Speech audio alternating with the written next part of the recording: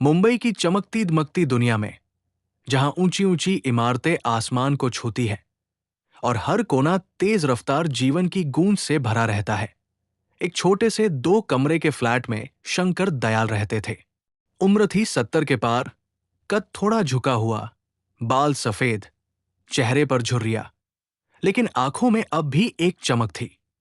वे कभी बड़े व्यापारी नहीं रहे। जीवन भर छोटी मोटी नौकरी की, बचत की और बेटे रोहन की पढ़ाई लिखाई में सारी कमाई लगा दी।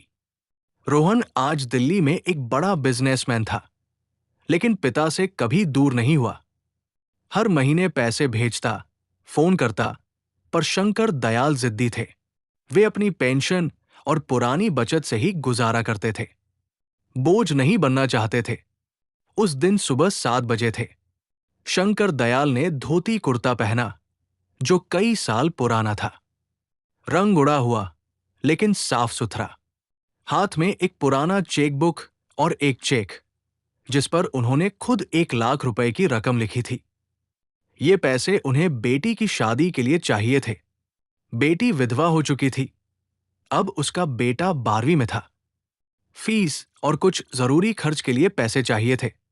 शंकर दयाल को लगा, अपनी जिंदगी की जमा पूंजी में से निकाल लेंगे। रोहन को बताने की जरूरत नहीं। समृद्धि बैंक की भव्य इमारत सामने थी। कांच का दरवाजा, एयर कंडीशन की ठंडी हवा, अंदर संगमरमर का फर्श। बाहर खड़े सिक्योरिटी गार्ड ने उन्हें देखा। गार्ड का नाम था राजू। नया नया लगा था, जोश में था। उसने शंकर दयाल को ऊपर से नीचे तक देखा। फटी हुई चप्पल, पुराना कुर्ता, हाथ में प्लास्टिक का थैला। क्या काम है बाबा? यहां भीख मांगने नहीं आते, जाओ यहां से, राजू ने नाक सिकोड़ते हुए कहा। शंकर दयाल ने मुस्कुराने की कोशिश की। बेटा, मुझे अंदर जाना है, मेरे पास अकाउंट है यहां, चेक जमा करना है। चेक? राजू हंसा। अरे बाबा, तुम्हारा अकाउंट? तुम जैसे लोग तो एटीएम के बाहर भीख मांगते हैं। चलो हटो यहां से, लाइन में लगे अमीर लोग परेशान हो रहे हैं। शंकर दयाल ने फिर विनती की। बेटा, सिर्फ 5 मिनट, मैं चेक कटवाकर चला जाऊंगा। राजू ने झुंझलाकर धक्का दिया। शंकर दयाल लड़खड़ा गए, लेकिन किसी तरह संभले और अंदर घुस गए। काउंटर पर सुनीता बैठी थी। लाल लिपस्टिक, हाई हील्स, नाक पर घमंड। उसने चेक देखा, 1 लाख रुपए। वो जोर से हंसी। अरे वाह, 1 लाख? अंकल जी, ये चेक आपने खुद लिखा है ना? कहां से लाए इतने पैसे? कोई अमीर आदमी का चेक चुराया क्या? आसपास के दूसरे कर्मचारी भी हंसने लगे। एक ने कहा, शायद लॉटरी लग गई होगी। शंकर दयाल की आंखें भर आई। बेटी, मैंने जीवन भर मेहनत की है, ये मेरी बचत है, कृपया पैसे दे दो। सुनीता ने चेक उछाला और वापस फेंक दिया। जाइए यहां से, फालतू का टाइम वेस्ट मत कराइए। शंकर दयाल ने चेक उठाया और मैनेजर के केबिन की तरफ बढ़े। मैनेजर का नाम था अशोक वर्मा। 50 साल का मोटा आदमी, गले में मोटी चेन, उंगली में सोने की अंगूठी। वो फोन पर किसी से बात कर रहा था।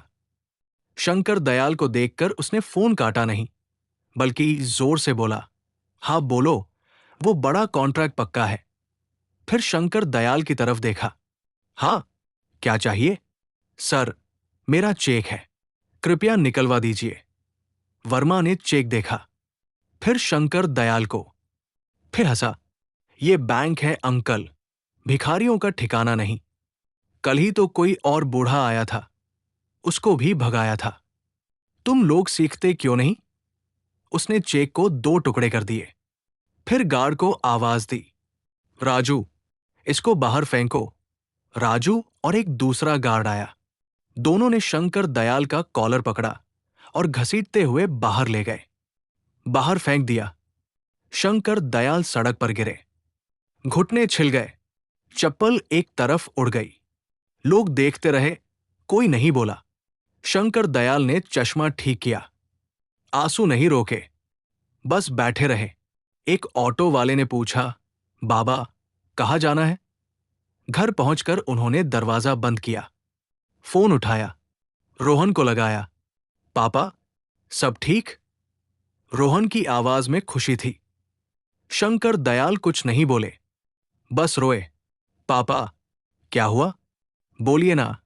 धीरे धीरे पूरी बात बताई। रोहन सुनता रहा। उसका चेहरा लाल हो गया। वो दिल्ली में एक बड़ी डील की मीटिंग में था। उसने फोन काटा, लैपटॉप बंद किया और बोला, मीटिंग कैंसिल। रात की फ्लाइट से मुंबई पहुंचा। घर की घंटी बजाई। शंकर दयाल ने दरवाजा खोला। रोहन ने बिना कुछ बोले पिता को गले लगा लिया। दोनों देर तक रोते रहे। पापा, सो जाइए, कल मैं चलूंगा आपके साथ। अगली सुबह वही कुर्ता धोती, वही पुरानी चप्पल। रोहन ने भी सादे कपड़े पहने, कोई ब्रांडेड शर्ट नहीं, कोई घड़ी नहीं। दोनों बैंक पहुंचे। राजू फिर गेट पर। अरे बाबा, फिर आ गए? कल की पिटाई कम थी क्या? रोहन चुप रहा। अंदर गए। सुनीता फिर हंसी। वाह, आज तो जोड़ी बनाकर आए हो। क्या आज 2 लाख मांगोगे? रोहन ने कुछ नहीं कहा। सीधे मैनेजर के केबिन में घुस गए। वर्मा चाय पी रहा था। उन्हें देखकर नाक सिकोड़ी। अरे तुम फिर आए? अब की बार पुलिस बुलाऊंगा। रोहन ने धीरे से अपना विजिटिंग कार्ड टेबल पर रखा। लिखा था, रोहन शर्मा मालिक एवं बहुमत शेयरधारक, समृद्धि बैंक लिमिटेड। वर्मा का चेहरा पीला पड़ गया। चाय का कप हाथ से गिर गया। रोहन ने मोबाइल निकाला, सीसीटीवी फुटेज प्ले किया। कल का पूरा वीडियो। धक्का, अपमान, चेक फाड़ना, हंसी, सब कुछ। ये है आपकी बैंकिंग सर्विस? रोहन की आवाज में बर्फ थी। वर्मा घुटनों पर गिर पड़ा। सर, मैंने नहीं पहचाना, माफ कर दीजिए, गलती हो गई। रोहन ने फोन उठाया, हेड ऑफिस को कॉल लगाई। 10 मिनट में आदेश आ गया। वर्मा, सुनीता, राजू और बाकी 6 गार्ड, सबकी नौकरी गई। तुरंत रोहन ने पूरा स्टाफ इकट्ठा किया। शंकर दयाल उनके बगल में खड़े थे। रोहन ने कहा, यह बैंक मैंने नहीं बनाया था पैसे कमाने के लिए, मैंने बनाया था लोगों की मदद के लिए। मेरा नाम रोहन शर्मा है, मैं इस बैंक का मालिक हूं। लेकिन आज मैं अपने पिता के साथ एक आम ग्राहक बनकर आया था। और आपको पता है, आपको मेरे पिता के कपड़े दिखे, उनका बैंक बैलेंस नहीं दिखा। फिर शंकर दयाल ने आगे बढ़कर कहा, उनकी आवाज कांपी नहीं। मैंने जीवन में बहुत कुछ देखा है, गरीबी देखी, मेहनत देखी, लेकिन आज पहली बार किसी ने मुझे भिखारी कहा।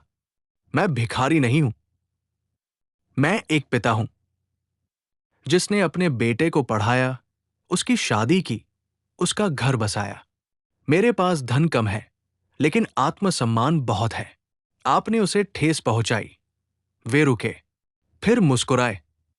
पर आज मुझे गर्व है, मेरा बेटा धनवान है, लेकिन उसने धन का घमंड नहीं किया, उसने इंसानियत को चुना। यही सबसे बड़ा धन है। रोहन ने पिता का हाथ थामा। आज से इस बैंक में एक नया नियम होगा। हर कर्मचारी को हर महीने एक दिन सादे कपड़ों में ग्राहक बनकर आना होगा, ताकि उसे पता चले सम्मान क्या होता है। बैंक में सन्नाटा था। सुनीता रो रही थी। वर्मा सिर झुकाए खड़ा था। शंकर दयाल ने रोहन से कहा, बेटा, अब चले, पैसे की जरूरत नहीं रही। रोहन ने काउंटर पर नया चेक रखा, 10 लाख का, बेटी के नाम। ये पैसे नहीं, सम्मान की कीमत है। दोनों बाहर निकले। सूरज चमक रहा था। शंकर दयाल का सिर ऊंचा था। उनकी चाल में फिर से जवानी लौट आई थी।